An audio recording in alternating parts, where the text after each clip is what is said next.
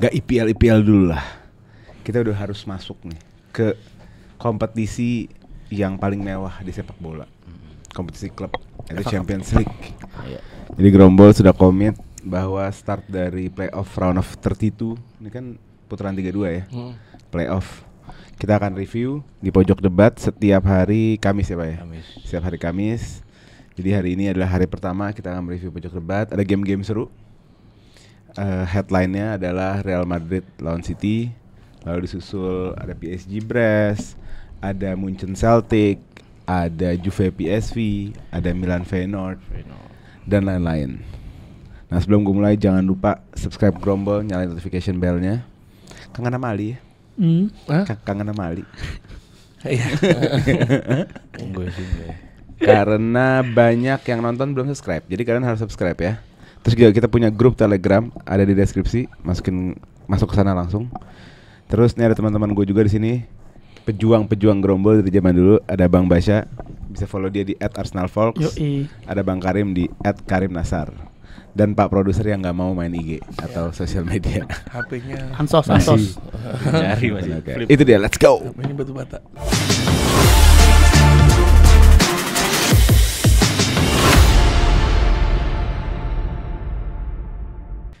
Nah kita mulai dari yang paling awal. Game pertama itu di setengah, paling cepat nih. Jamnya jam 12an atau gitu. Setengah 1 mulai. Ini ada all French Champions League match. Ada Brest melawan PSG. Pertandingan yang berhasil dimenangkan PSG 3-0.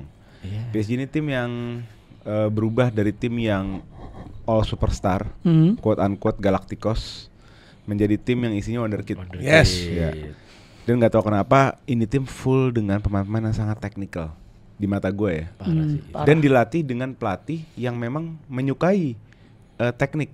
Gitu kan. Kalau kita lihat bagaimana Enrique meramu Barcelona, meramu Spanyol di World Cup, itu sangat apa ya? Dia mengapresiasi atau mengutilisasi benar-benar dipakai itu teknik-teknik pemain. Dan sekarang kita lihat di PSG itu berjalan juga. Gitu loh. PSG yang menurut gue kalau kita lihat secara on paper kok kayaknya nih tim jauh banget kualitasnya sama dulu ya. Ingat Neymar, Messi, Mbappe gitu kan. Tapi ternyata masih ada giginya. Khususnya Ousmane Dembele, gimana Mat menurut lo? Jadi sebenarnya kalau kita ngomongin match ini sebenarnya emang ini matchnya Ousmane Dembele, karena kalau kita lihat di Ligue 1 musim ini mereka udah ketemu 2 kali di Liga. Kemarin terakhir 1 Februari di away ke Brest mereka menang 5-2, Dembele hat-trick. Wow. Terus di bulan September atau Oktober kalau nggak September itu di home menang 3-1, Dembele nyekor 2. Jadi Dembele datang momoknya Brestnya si Dembele ya? Dan Brest BTW sekarang di peringkat 8 di Ligue 1. Jadi jadi PSG datang ke sini emang ya matchnya Dembele dan dia terbukti nyetak 2 gol lagi. Jadi 3 match terakhir Dembele nyetak 7 gol. Bisa dibilang Dembele state padding lah ya kalau ke Brest ya. Give me Brest or I'll retire. Dan Mbappe dulu. Tapi ngomong-ngomong soal teknik tadi di awal, crown-nya kayaknya memang betul. Kalau ini ada raja dari kerajaan teknik, itu Dembele itu rajanya gitu loh, ya kan? Ini gue dengan 2 kakinya lagi. Iya. Kan dia emang nggak tahu kanan apa kiri. Dia sendiri bingung. Jadi kalau mau makan dia yang mana ya? Right footed or left footed? Itu mau nulis yang mana ya? Iya, yang mana gitu. Dan kita dengan Muan yang ke Juventus, Enrique memasang trionya adalah btw si Vica juga nggak main malam, nggak jadi starting malam ini. Gue minta pertanggungjawaban lo. Apa? Gue minta pertanggungjawaban lo. Apa? Di ranking transfer gue udah bilang ke Vica ngapain dibeli. Dia kan baru datang Rin.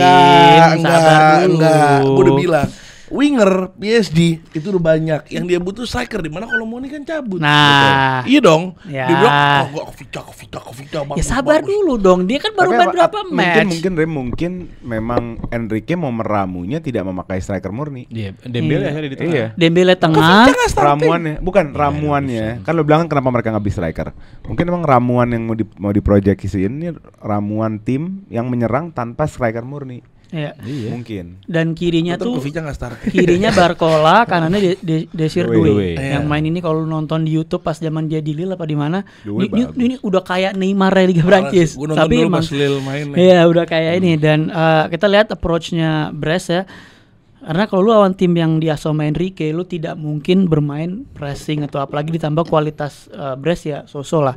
Ya dia main skemanya 4-3-3, tapi sebenarnya on papernya dia hybrid. Kadang-kadang tuh dia main 4-3-nya tuh jadinya 4-2-1-2. 4-3-1-2 sorry. Yeah. Jadi kayak diamond gitu, 2 striker. Jadi mereka hybrid kadang-kadang seperti itu, kadang-kadang 4-3-3. Sampai menit ke-19 sampai PSG dapat penalti. Ini match terboring yang pernah gue tonton. Karena PSG-nya dia masuk final third tapi dia nggak bisa create chance, paling ada shoot keluar nggak on target. Tapi Brescia juga nggak bisa ngapa-ngapain. Secara fluidity menghibur nggak? Di 19 menit awal sangat tidak menghibur. Tapi begitu ada satu momen dia dapat penalti, si Vitinha golin, udah mulai cair tuh. Mulai si Brest dapat momentum, udah mulai nyerang, main counter attack dan beberapa kali Donnarumma save dan ada kena tiang kalau nggak salah sekali. kena tiang, ya. Baru disitu udah mulai agak sedikit open play itu karena Brest punya urgensi nyetak gol kan.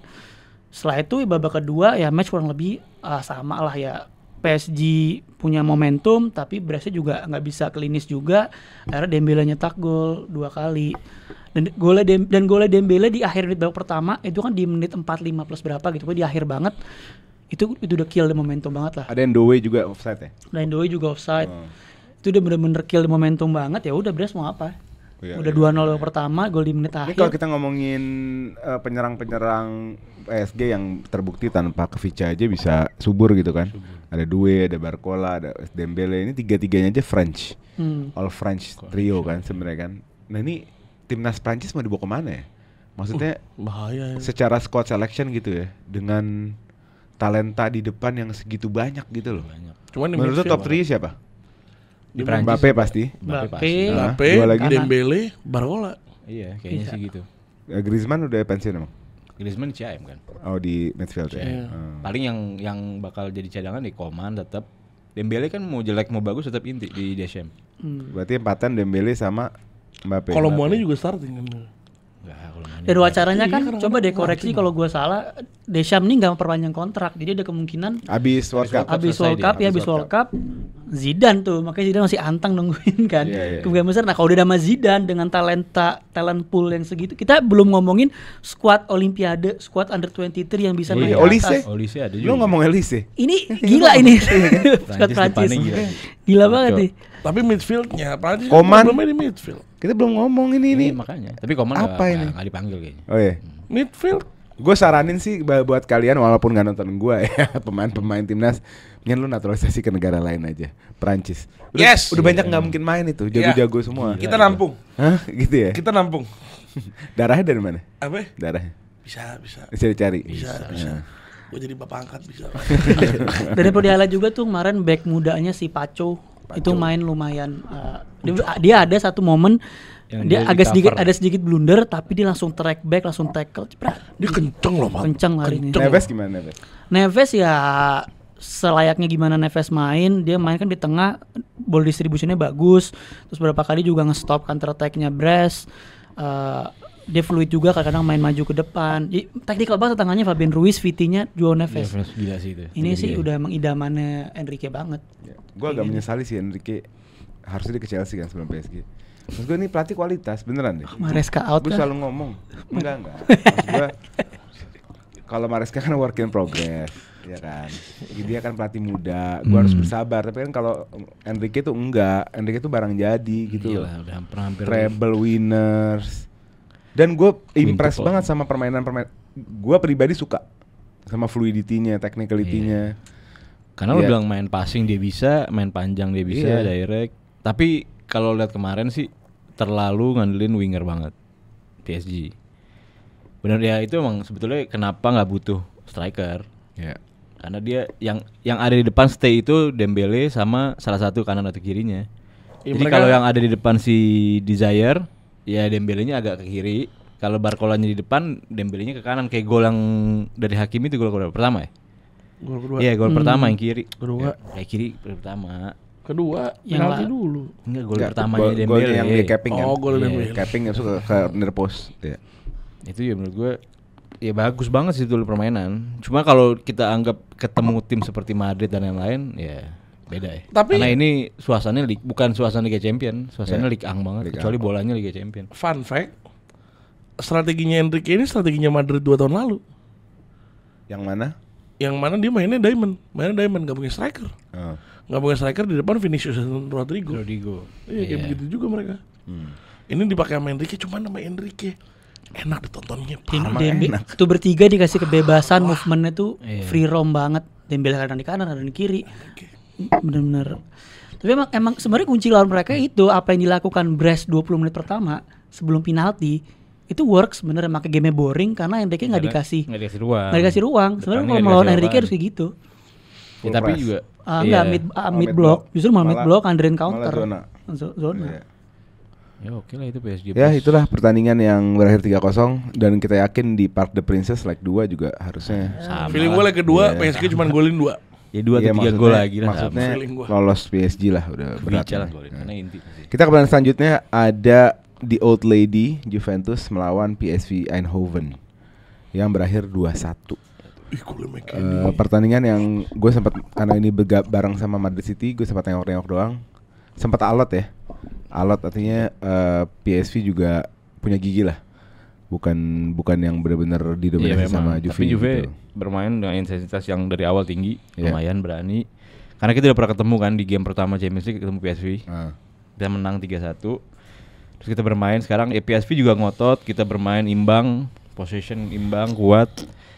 Ya tapi mungkin gua mau ngambil satu orang di luar kayak spesialnya McKennie gitu dan lain-lain. Ada Timothy Weah di kanan. Ya bek kanan. Dia jadi bek kanan. Ya. Dan Juve nggak pakai winger yang real winger di kanan di depan. Tapi Timothy Weah full. Jadi dia main di kanan, Nico Gonzalez masuk ke dalam. Iya, Nico Gonzalez masuk ke dalam. Itu Timothy Weah bermain bagus banget. Yang gue heran Douglas Luiz bermain bagus banget. Iya. Dikasih pemain yang jarang dipakai sebenarnya kan. Iya, mulai dari sebelum Como tuh, kayak kemarin sebelum Como, akhirnya Como dia main bagus. Di sini dikasih kayak kebebasan bermain sama Mota. Iya. Dia main bebas, dia masuk ke box, dia attack, dia defend bagus banget.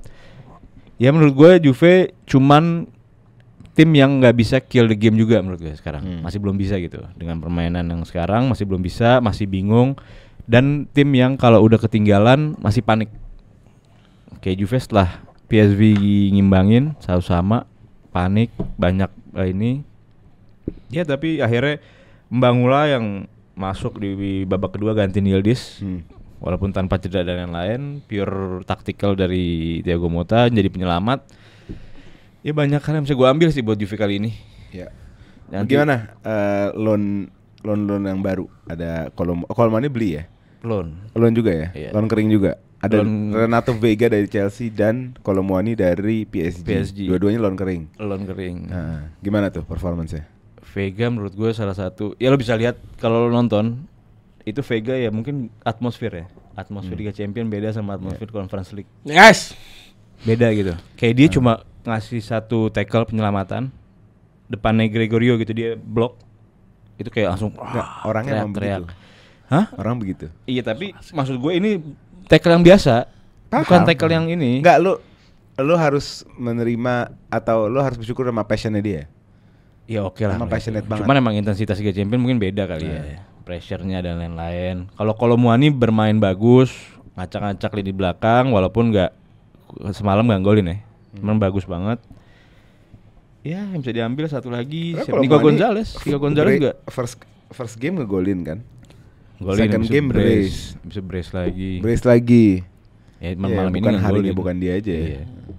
McKennie juga pemain yang banyak disorot belakangan karena dengar-dengar versatility-nya yang luar biasa gitu. Bisa bermain sebagai CDM, bisa gelandang serang. Musim ini bek kanan, bek kiri, CDM, CM, right winger. American loh, Bro. Gokil. 7 position. Ya, tapi gue ngeliatnya kalau match ini jujur Juve hoki itu. Kenapa? Jujur hoki. Itu McKennie nggak sengaja nggak niat itu McKennie. Itu good strike gila. Emang orang kalau ngajak berantem tuh pelan-pelan. Itu gol yang keren sih menurut gue, udah keren itu. Golnya keren banget itu. Saya PSV nurunin beberapa pemain yang menurut gue agak tanda tanya. Gue nggak tahu ya dia divisi kayak gimana ya. Dia enggak. Contohnya salah satu bintang mereka Bakayoko tuh cadangan kan, yang main malah Perisic gitu. Mungkin mereka ngincar experience dan terbukti golin kan. Dan Perisic itu agak quote-unquote anjingnya Inter duluan Juve. Oh, jadi bisa dipakai energinya. Perisic salah satu pemain yang versatile itu dia. Ya, tapi setuju. versatile gitu-gitu aja kalau nggak right back ya right wing back atau Ya pokoknya kanan right kiri lah. wing. Kayak Iya. Zamrot aja dulu gitu. Iya. Perisic Kanan itu kiri aja. mimpi buruknya Inggris loh dulu. Iya. Pas di 2018 World Cup, Iya, iya. mimpi buruk parah. Jago banget Jago orang. prime Gue ngerasa gitu. game ini masih open juga sih buat apa? PSV. Buat PSV karena tadi gue sempat bahas juga di off cam sama Papai. Gue beberapa kali gue nggak tahu kalau di liga gimana ya. Cuman kalau di match malam gue lihat ketika ada counter, ketika ada apa, Juve ini defense menurut gue bahaya. Dia mainnya agak narrow ke dalam. Dimana kalau lu udah switch ke kanan ketemu winger kayak tadi kayak Bakayoko misalkan main, Perisic yang 1v1-nya bagus, habis tuh. Iya memang. Bisa di ini. Dia gue nggak tahu nih kebiasaan atau emang taktikal semalam. Jangan gue lihat, gue nggak nonton di Serie A gimana. Apakah selalu kayak gitu dia mainnya Juve ketika defense selalu narrow ke kotak penalti gitu gimana? Ke dalam. Enggak juga sih. Biasanya kita pakai si siapa namanya? Kepren. Hmm. Nah, Kepren itu lumayan bisa ngelebar. Atau Cup Miners. Cup Miners juga masih tanda tanya sih itu. Permainannya kayak naik turun dan lain-lain. Untuk backnya kita yang paling berasa kehilangan itu di apa? Beneran. Di Cambiaso. Oh. Jadi pas ada Cambiaso itu dia benar-benar coverage area lumayan gede. Iya. Main bisa ke dalam, bisa keluar dan lain-lain. Nah, itu yang kita kehilangan banget. Terus ada Kabal juga nggak ada. Pierre Kalulu juga Pada salah satu kemana itu? cedera. Oh. Cedera semua. Ya, Nah, kalau kita kan cederanya cedera latihan lagi. loan-nya loan back semua kan, 3 back kita loan. Iya. Satu beli sih, nggak loan. Back Kelly, kanan. Kelly beli ya? Enggak, Kelly main kan semalam kiri. Ah. Terus Vega, satu lagi nggak main tuh si siapa namanya? Itu Lloyd Kelly kenapa ya? Dia di Bournemouth bagus. Terus ke Newcastle, tapi nggak dipakai sama Newcastle. Iya. Newcastle kan agak-agak. Nggak, dia yang beli, dia nggak pakai. Dia dibeli kalau nggak salah karena Botman tuh cedera tuh. Iya kan? Waktu summer tuh kan cedera Botman kan? Iya. Sempat bentar ya. Iya kan? Udah Tapi lama abis itu- tuh buat Sudah lama, iya kan? Harusnya gantiin Botman kan? Harusnya. Mana akhirnya kayak dipakai si tua Sharma tuh. Burn Iya. kan? Sharma Burn. Shar. Dia request kan keluar akhirnya di loan. Oh, Di loan ada mungkin ada opsi beli. iya. Iya, satu lagi nggak main. Jadi Inggris lagi dominasi Serie A banget ya.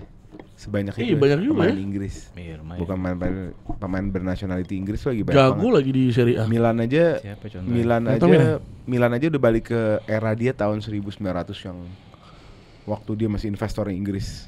Yang dimana dia punya 4 pemain Inggris Inggris. gitu, sebanyak itu. Walker, Tomori, Temi, Tijani. Jadi Belanda. Iya, semua tadi. Walker, Tomori, Kayak ada lagi ya. Tijani. iya. Walker, Temi, Tomori, Bukan Puli. Ruben Loic. Loftus-Cheek. All of the Sick. 3. Emerson Royal. 4. Kalau salah Brazil. Brazil, ajak berantem Nah, mulu. capek. Kita langsung aja ke match Milan aja kali ya. Milan yang dipukul abis, gue kebetulan nonton. Dipukul abis sama Feyenoord. Ini tim disjointed banget menurut gue, nggak padu sama sekali. Apa ya, nontonnya aja mau. Gue tuh pengen nonton Merseyside Derby sebenarnya. Cuma karena gue janji mau cover, jadi gue harus mau nggak mau gue nonton kan. Iya. Dan ini sama sekali nggak memberikan apa-apa gitu. Yang pertama hujan gede, bola bergeraknya random. Terus tidak ada padu daripada Milan. Terus juga pemain-pemain yang kita anggap apa ya, kualitas pemain yang siapa sih tulang punggungnya Milan? Ya Maignan, Pulisic bukan Tijani. Leo. Tijani Pulisic, Tijani, itu semuanya off. Parah. Iya. Tijani off-nya. Pulisic quiet, Maignan blunder, save-nya jelek. Iya. Tijani karena harus akomodir Felix, harus main lebih deep gitu loh. Capek tuh dia tuh. Leo Jadi- berantakan banget lagi. Leo kayak nggak main, Pai. Cacat banget orang. Leo kayak nggak main. Cacat, Leo cacat banget. Sisi kanannya Milan diobok-obok. Masa Siapa sih Paxiao? Wah, namanya nah, Paxiao, kalau ya. Paxiao kalau itulah nama namanya. kita berat.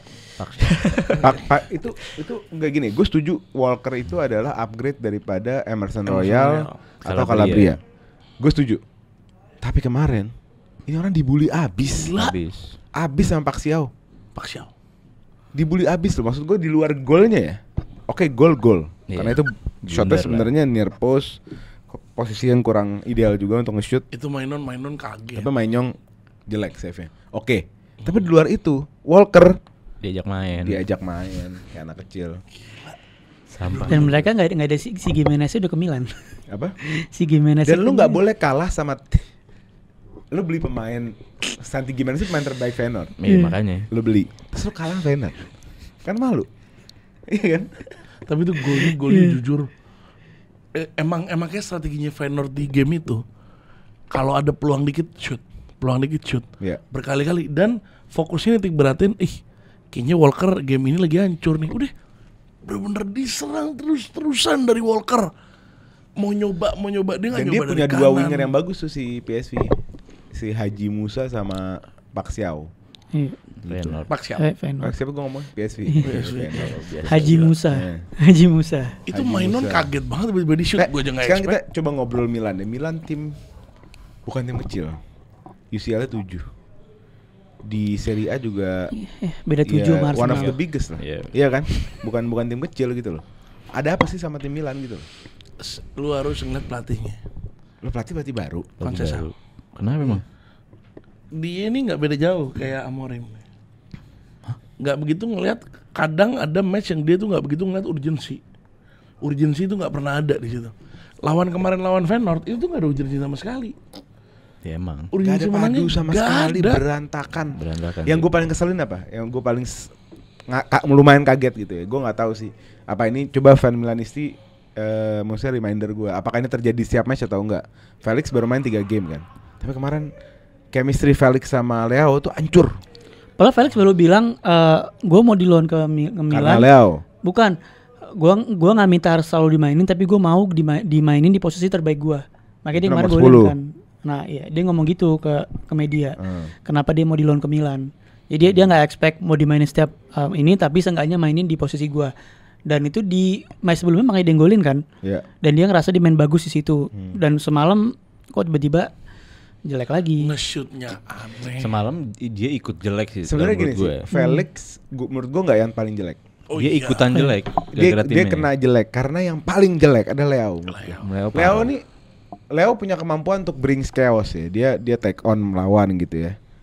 Tapi nggak pernah punya end product. Mau itu Iya. cutback, mau itu cross, mau itu shoot nggak pernah ada. Akhirnya dribble kosong aja udah. Dribble kosong, Dribble lewatin jelas. satu orang, di orang kedua atau orang ketiga hilang. Kerebut. Iya pasti gitu deh. Malah yang ada Gitu loh. beberapa kali shoot Joe Felix dribble Dia atau berani, cutback, iya. dia berani Tijani shoot. juga sekali 2 kali. Tijani kan dapat passing tuh ya sekali, yang langsung di first time sama dia. Yang shootnya kenceng. Terus yang jadi korban karena Oke, Felix Pavlovic main ya, banyak lebat. nyisir kiri, yang jadi korban Pulisic. Pulisic itu tulang punggungnya Iya. menurut Milanisti ya. Pulisic itu core playernya gitu loh. Tapi kemarin quiet banget karena bola semua di kiri. Di kiri. Gak ada yang ngalahin bola di banget. kanan. Gak ada yang berani nyerang ke kanan di kanan. Dia di kanan buat nge-cover Walker mainnya jelek dia nggak bisa. Kalau bola di kanan takutnya di counter attack hancur. Nah. Dimana kalau bola di kiri, kalau misalnya di counter attack, Milan sisi kirinya masih bagus. Iya. Sisi kanannya kemarin kayak nggak ada definisi kayak nggak ada. Itu gue takut balik-balik mulu Feyenoord kan. Iya. Feyenoord. Karena bajunya mirip. Feyenoord nih kayak lagi latihan nyerang dari kiri. Iya. Dari kirinya dia itu kan Eksploitasi besar-besaran sih. Parah. Parah. Iya. Pak Xiao parah. Parah. Cut dikit, cutnya mending cut yang di capping yang gimana. Enggak, ini cutnya Dimasukin dia. deng gue kayak, weh ada apaan nih anjing, gue bilang. Nah kalau ngomongin Leo juga ya, sebenarnya Leo ini kan dia kan ada two sides dari Leo kan. Ketika lu di game yang dia bener main bagus banget, ini one of Nggak the juga lah. Enggak, Fans dia- Arsenal doang yang ngomong kayak gini. Enggak. Karena Kenapa Arsenal fans yang Arsenal? ngidamin Leo. Milan juga nggak ada gitu. nggak lele. Enggak. Gua lagi framing sana. Leo ini overrated. Bukan, makanya gue mau jelasin dulu sebelum ke sana. Leo ini punya 2 sisi di gamenya dia selama di karir di Milan. Ketika dia lagi di game terbaiknya dia, gue bisa bilang dia salah satu left wing terbaik saat di game terbaiknya. Tapi masalahnya, lu nggak akan selalu bisa main setiap match tuh bagus gitu kan. Iya. Cuman ketika lu di main yang jelek, lu nggak punya end product. Makanya di sini gue mau komparasi dikit, mungkin kayak pemain kayak Salah ya. Salah juga sama, Salah dia mungkin nggak main bagus tiap match. Tapi punya end product. Tapi dia selalu fokus di gamenya, makanya dia goal scoring machine banget kan. Iya. Ketika dia nggak main bagus, di menit 85, 8 ini dia fokus, tetap ngegolin. Tetap dapat Orang satu gol, orang iya. jadi lupa sama dia Jelek mainnya di 89 match itu, menit. gitu Iya, misalkan, iya. gitu. Sebenarnya Leo nggak punya itu. Dia selalu step up when it matters. Iya, dan Leo nggak pernah. dia nggak punya itu. Dan maksud gua next fasenya si Leo adalah dia harus jadi pemain seperti itu. Dia harus konsisten karena dia punya Dribble. talent dribbling talent yang menurut gua salah satu yang terbaik gitu loh. Cuman Dan yang nggak paling mengecewakan nggak Leo bisa katanya, dioptimalisasi. Iya, katanya yang paling mengecewakan adalah dia kan punya postur besar, tapi dia nggak bisa jadi bermain di tengah. Padahal kan sebenarnya nggak jadi striker. Harusnya Nomor kan 9 dia. Iya, nomor 9 gitu. Karena katanya aerial duel dia jeleknya parah. Padahal dia punya postur tinggi besar. Gitu loh. Padahal kalau dia misalnya punya aerial duel itu dia bisa, artinya dia bisa merevival karirnya dia sebagai nomor 9 misalnya. Oh Felixnya atau Felix di kiri. Nggak perlu ngitung Felix lah. Pokoknya dia bisa di striker gitu, mau di 9 kek, mau di mana kek Atau gitu. dia body ininya nggak ada. Iya. Karena dia full speed hidup kali. Iya. Ngandelin Parah. speed sama ngandelin teknik. Speed. Makanya kayak Leo lawan Madrid waktu itu kan, mainnya bagus banget. Begitu dapat ketika dia lagi Momen dapet. lagi off form, dia Ya, nggak bisa off aja ngasih. Udah off aja, nggak ada yang bisa diambil. Tapi kasihannya Leo bad form, Tijani juga bad form. Tijani capek itu. Iya, Capek. Tijani Dia capek. Cover Iya. atas, cover bawah, capek juga. Yunus Musa. Fofana. Yusuf Fofana sama Tijani itu salah satu korbannya dari duet yang menurut gua lumayan shaky ini, korbannya Walker. Jadi Yusuf Fofananya nggak bisa bantu Walker. Iya. Karena udah kebek duluan. Di tengahnya udah chaos duluan gitu loh. Jadi Walker ya udah mau nggak mau makan itu Paxiao. Gitu kan. Walker juga datang belaga leader. Mm-mm. Kena. Kan Dallas Tapi gue dibuang. yakin di San Siro nanti bisa beda Berubah. juga lah ya. Kemungkinan gue juga feeling Lagi gue sih lolos. Conceição juga aneh. Ngambil Felix yang dibuang tengahnya juga si Benacer. Padahal kan paten tiganya kan Benacer, Fofana sama Tijani. Iya. Tijani lebih. Dan itu bermain bagus kan sampai Iya, juara iya, Super iya, Copa. iya. Dan Karena akhirnya Felix dikorbanin Tijani. Iya, Tijaninya jadi CM akhirnya. Gue pengen udah banget sih ngomongin cover. Felix, pemain yang apa ya, kalau ke talent kita tahu gitu kan. Tapi apa yang dia berikan ke tim 2 tahun terakhir, Barcelona, Chelsea 2 kali, apa? Nggak cuma 2 tahun terakhir di Atletico juga ya. If I Iya speak, kan? I'm in big trouble. Dia nggak, maksudnya apa problem ini orang tuh apa gitu loh. Dan lo tau nggak, dia instant impact. Gue kemarin cek data dia si Joao Felix. Dia itu maksimal di hidup dia itu butuh 3 game untuk debut gol. Setiap tim yang didatengin Iya. langsung. Chelsea yang pertama 2 game, Chelsea yang kedua 1 game, Milan 1 game, Atletico 3 game, Benfica 2 game. Ini orang instant impact selalu. Chelsea yang pertama kan golnya non-name yuk. Gol non-name. Oh iya betul. Tapi habis itu hilang. Apa? Habis itu Abis itu turun. Dan ini orang mirip Lukaku. Dia kemana aja dia bilang I always dream to play here. Dia kemana aja lo cek dia conference pers di mana aja. Dia bilang ini mimpi gue bermain di sini. Gue mau stay di sini. Orang gila, ada gila-gilanya. Ada sakit ya. Hah? Dia Lukaku, Morata Enggak. Morata John statementnya enggak John halu. Duren. Statementnya enggak halu Morata. Yang halu nih Lukaku sama Felix nih, halu. Kalau Oke, Lukaku kita langsung perform. kita langsung ke main course aja, ke lauk utama kita. Gila ini. Manchester City melawan Real Madrid. Pertandingan yang menurut gua klasik ya. Jadi UCL Classic udah masuk UCL Classic nih, Madrid City saking seringnya udah masuk UCL Classic. Terus-terusan. Pertandingan dimulai dengan banner Don't Cry Your Hearts Out ya. Lagunya Oasis. Iya, itu lagu sih. Itu lo gue sih. gambar Rodri nyium balon dia. Don't Cry Your Hearts Out, Iya. Rodri nyium Ballon d'Or. Iya, terus sama Rodri udah difoto. Kita bahas itu dulu deh, menurut lu gimana? Menurut gue dari perspektif banter antar fans, seneng loh. ya gue sangat gue kan 2 minggu lalu menyaksikan tim gue langsung. Hari ini gue jadi netral. Menurut gue nggak ada masalah. Menurut gue itu ya part of the game, Menurut iya, part seru-seruan banter-banter antar fans. Cuma mungkin menurut gue apa ya? Dan si fans City kan juga udah klarifikasi kan sebenarnya itu bukan ditujukan ke Vinicius, tapi ditujukan ke Perez. Florentino Perez. Karena kan dia ngeblokir untuk nggak datang ke Ballon d'Or ceremony kan. Jadi Vini lah itu. Iya, Udah enggak nggak menurut Vini itu. klarifikasinya Kalah fans City. soalnya Le. Ya kalah. Ya harus nyari Iya. kambing hitam yang lain. Tapi menurut gue ya udah itu kalau ngomongin itunya sih gue sangat entertain, sangat enjoy karena itu yang dibutuhkan di game Tapi itu sekarang. emang iya sih. Banter-banter seperti itu, nggak ada masalah. Untuk fans yang dibilang Lu kayak lagi kambing. Iya. mulai validasi. Iya. Oh, enggak. Biasa aja. Ya enggak, apapun apa yang dilakuin Everton semalam lawan Liverpool Iya. agak sedikit, Iya. apa yang dilakukan sampai lawan City nggak ada masalah karena itu Ya, kok Ya gue nggak bawa? itu ya setuju gue sih, gue setuju juga. Gue nggak ada masalah di situ. Walaupun dia ada Gak agenda emang mungkin Arsenal tapi ngelakuin apa? Nggak usah Ngelakuin dibawa ke apa-apa. Arsenal, nggak usah dibawa ke Arsenal, nggak usah dibawa ke Arsenal. Arsenal bikin apa? Nggak usah dibawa Arsenal. Enggak, soal banter. Maksudnya kan Ngelakuin banter apa? Ya maksudnya kan kemarin Louis Kelly, tapi itu nggak usah dibahas itu. Ntar itu cuma akhirnya selebrasi, ya makin biasa ntar makin aja lah. melenceng. Gue nggak mau bahas itu. Gue cuma bilang apa yang dilakukan fans itu ya seharusnya seperti itu. Gitu loh. Iya, benar. Fans itu seperti itu udah seru. Ntar mungkin di Madrid dibalikin, nah pakai ada banner apa lagi? Iya. Ya kayak gitu udah lumrah. Apalagi mereka udah ketemu tadi lu bilang 4 musim, 3 musim Ya, berturut-turut. tapi kan Harus kata itu. orang-orang nggak boleh fanatik. Katanya kalau bela tim harus kalem-kalem aja. Kalau podcast nggak boleh teriak-teriak. Alah itu selama lu nggak ngebawa hal-hal aspek yang sifatnya Nggak ada sarah, lain-lain. nggak ada politik, Iya nggak nggak nyerang masalah. personal, Nggak ad hominem. masalah. Masalahnya apa? Nggak ada masalah. Buat- Terus apa lu teriak-teriak. Terus apa? Kenapa lu teriak-teriak Kondisi jadi teriak-teriak kan lagi live. Masa lagi nggak lah. boleh teriak? Iya. orang kalau nggak dapat attention, nggak dapat perhatian orang, ya cari perhatian. Iya. Ya udah selesai Orang kan kalau negara. misalnya mungkin lagi ini ya pasti dia menusuk orang lain. Wajar. Ya kan Iya. ujung-ujungnya juga dijilat udah sendiri lagi. Udah capek, nggak usah diudah dah. Kayak gitu. Oke, kita ngelihat pertandingan yang diawali dengan banter yang bikin suasananya panas ya. Tapi menurut gue bodohnya City adalah yang dibikin panas ini pemain yang menyerap Iya. Iya itu. Pemain yang bensinnya dari situ. bensinnya dari hatred. Iya. Ini pemain kalau dibenci tambah jadi mainnya. Ditambah. Vini Junior. Gak cuman banner doang, ditambah. Yang? Where is your Ballon d'Or? Where is your Emang Ballon ada? d'Or? Oh, ya, ada Iya, chance gitu. kan dibalas sama Vini. Oh 15. 15 kan bukan dia Oh, sendiri, kayak dia fansnya dua. juga nih orang, Nah, makanya. ini buat si Halan yang di Nggak, yang asyik itu ini. movement Oh, kameranya.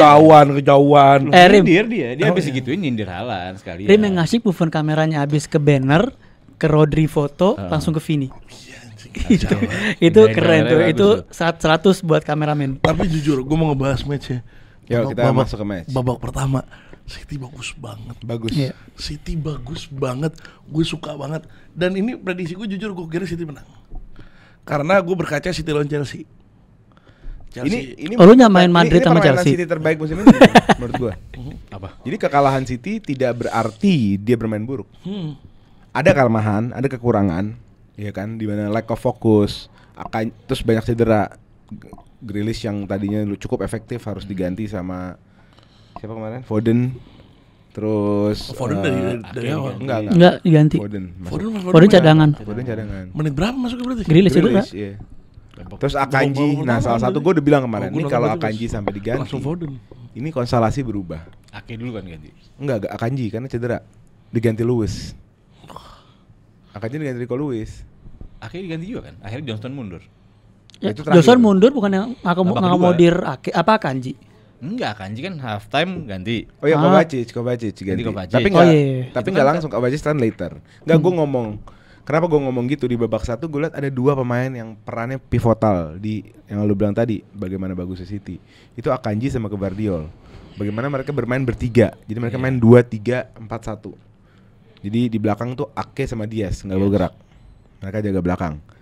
Ini orang 2, si Akanji sama si Gvardiol ini ngepin 2 gelandangnya Madrid.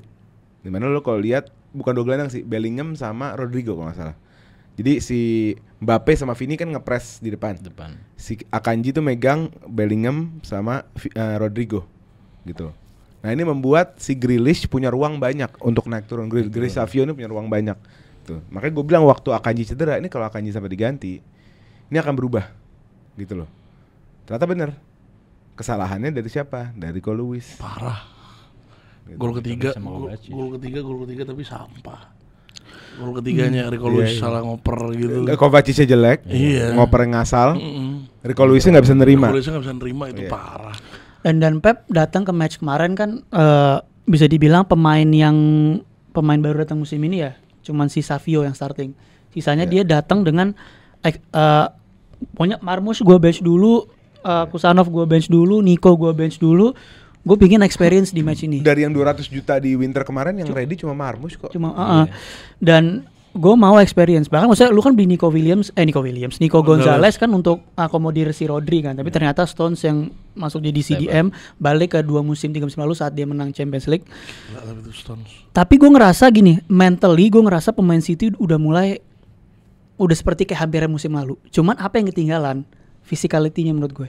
Karena gini, menurut gue Pep datang ke match ini juga nggak kayak 2 musim lalu yang ketika mereka mendominasi Madrid sampai posisinya 80%, saat itu 70-80%.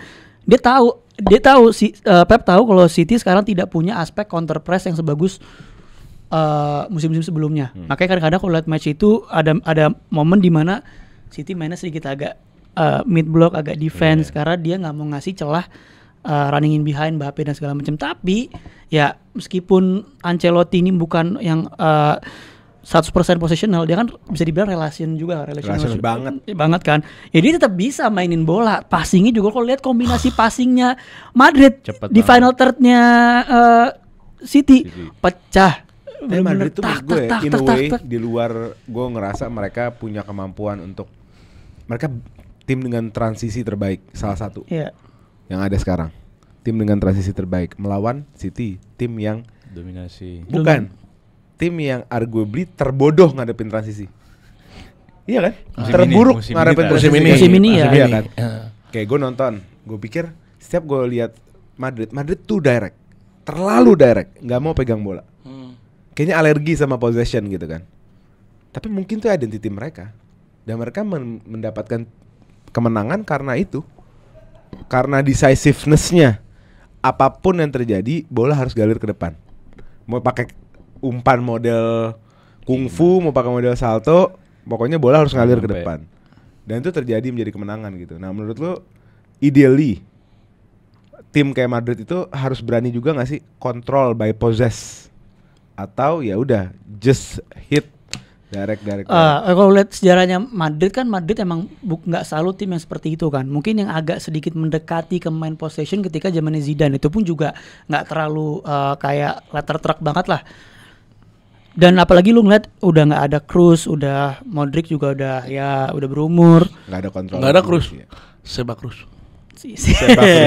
Jadi passingnya iya. Mbappe. Jadi kemampuan ngontrolnya udah otomatis nggak akan sebagus yang kemarin. Cuman Ancelotti ya dia tahu powernya mereka kan di lini depan gitu loh. Di Mbappe-nya, Rodrigo-nya, Vini-nya ya udah eksploitasi itu. Kalau emang ada momen yang seperti dilakukan pas ketika City agak sedikit defense, ya udah main possession di situ. Tapi ada momen ya udah andelin pemain running behind gitu loh. Dan Asensio kemarin mainnya bagus ya. mewah. Asensio.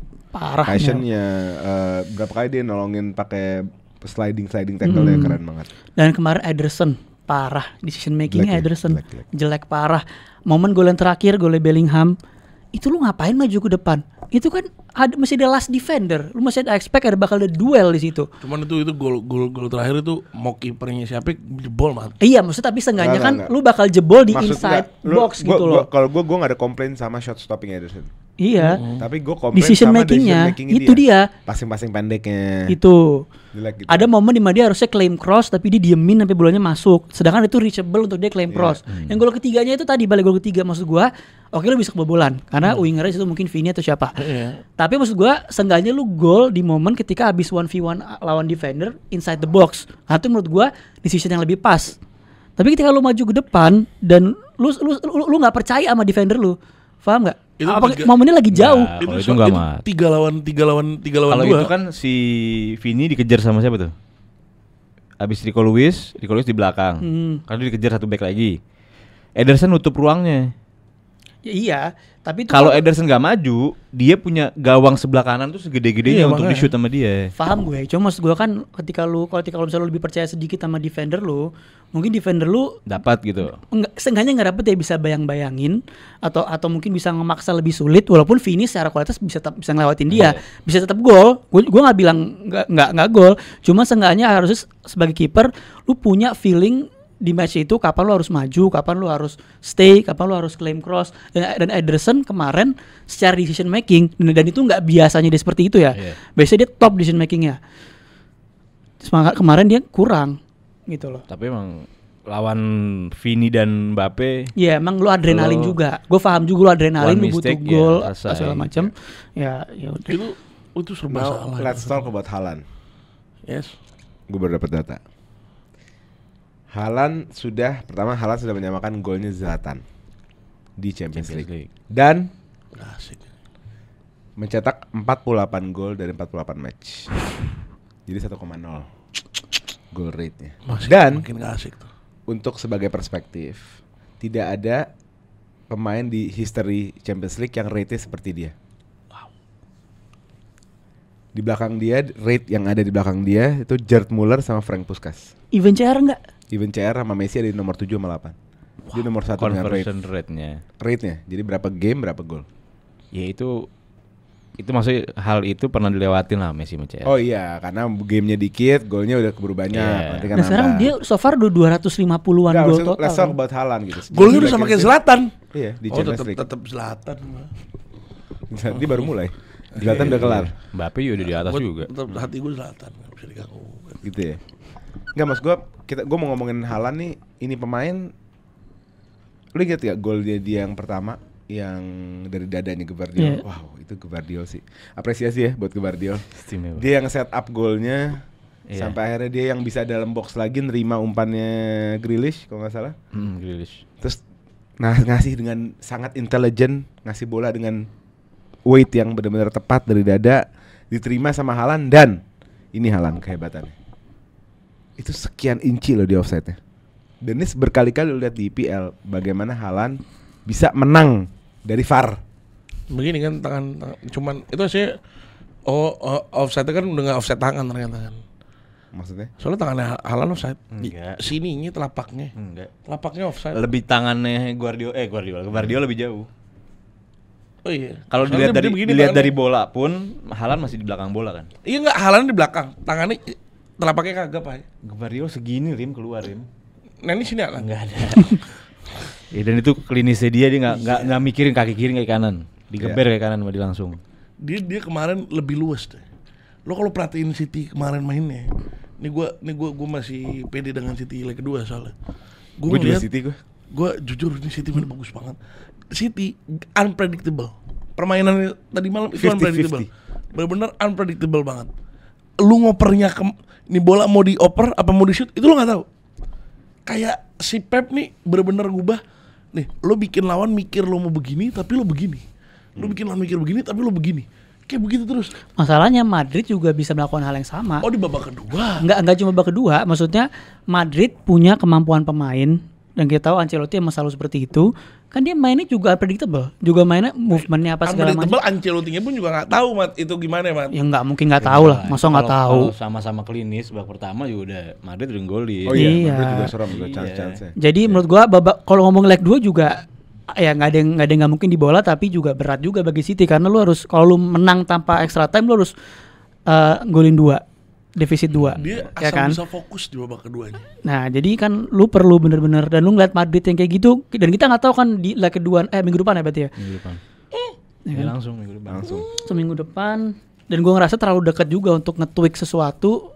Ya paling di-tweak ya hal-hal yang sifatnya lebih Madrid datang minor. tetap dengan ini yang sama lah pasti. Ya. Ya, ada Madrid di Bernabeu. Udah ada yang nungguin nih, kasihan nih. Nggak, terakhir lagi 2 bahas mainnya Valverde Mister konsisten. di right Itu back sih. top gila lari depan belakang dan terakhir Foden juga. Gua musim ini kan lu pasti followers tahu gua sedikit kritikal Foden, tapi Foden match kemarin top gila dan harusnya kemarin dengan performance kemarin dia layak starting lawan Madrid di leg kedua. Gue Dia bet harus start. on Guardiola sama Kanji kalau fit bisa punya kans menang. Kalau gue tetap sama Savio, Dua. sama Grealish.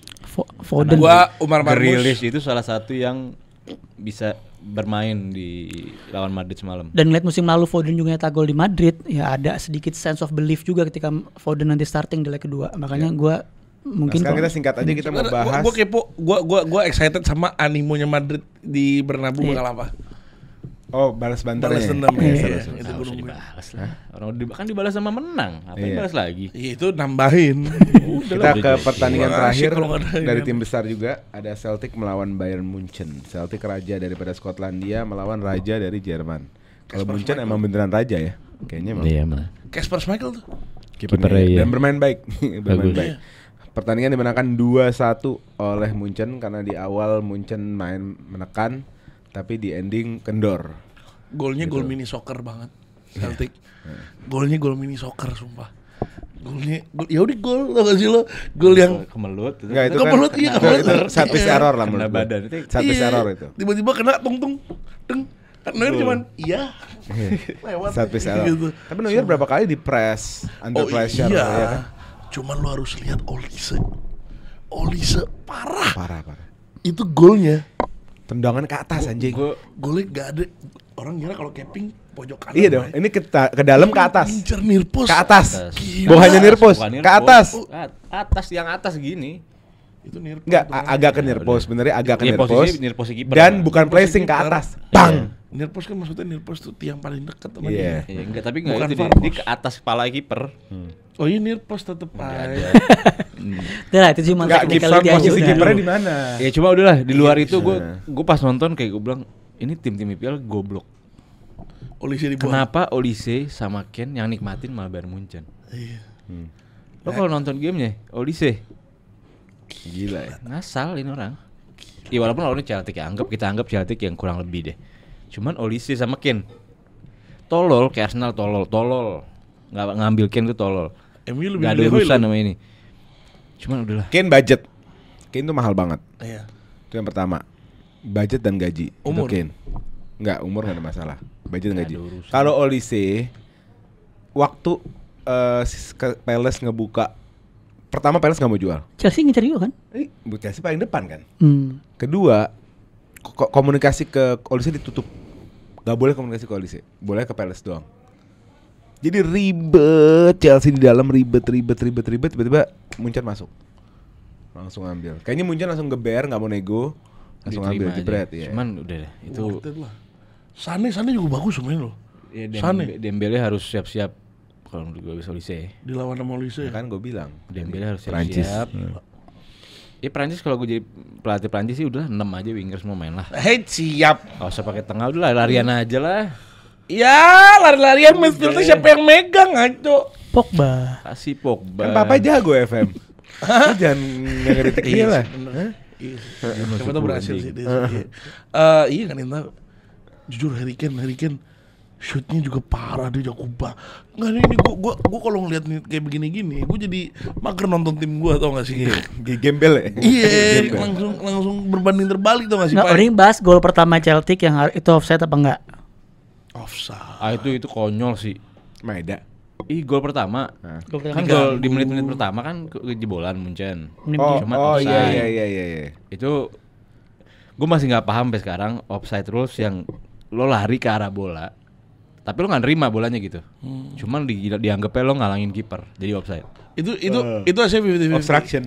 Of viewing. 50-50. Nutupin. Iya cuman MU lawan City gitu juga soalnya. ya maksud gue gini loh. Emang bola di situ gue mau kemana gitu kan? Iya, kalau bola tiba-tiba keluar, tuh orang udah di dalam sama back loh, sama back bukan lagi sendiri ngalangin kiper sama back. Dia lari, tiba-tiba dia luar shoot dari jauh. Deng. Ya dia mau nggak mau siap mau nerima kayak Ngambil kan? takut ke tepis, Ya, ngambil. tinggal terima kan. Sama dia enggak, dia kayak ke depannya Neuer, dilepas bolanya, dikolongin. Karena kalau diterima offside dia tahu balik, dikolongin, masuk. Sama wasitnya cek VAR akhirnya offside. MU lawan City kan begini juga. Rashford lari, nyamperin bola, dibayang-bayangin itu bola. Offside nih, Rashford offside. Jadi Man City gak ada yang mau ngejar. Belakangnya Bruno paling kenceng. Di shoot sama Bruno, gol. Ya nggak apa-apa kalau kayak gitu.